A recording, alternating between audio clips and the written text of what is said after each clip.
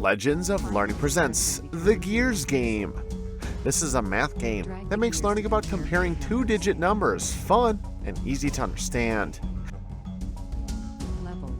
In this informative, instructional game, search your way through a factory littered with traps and treasure. Turn the gears to move a platform to get to the objective. In this game by Zapzapmath, students will compare single-digit numbers by using the greater than, equal to, and less than signs to record the results of the comparison. Level 2 complete. Level 3.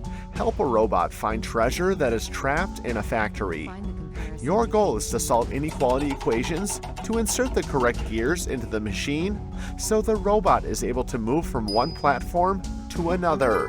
Fantastic. Use your mouse to click and drag and drop the correct gear to the machine. Between the two numbers. An incorrect answer will cost you a life. A correct answer gains you a life. Complete all the levels to win the game. Next question. Use your knowledge of math to complete this fun and educational game. Have fun and enjoy playing.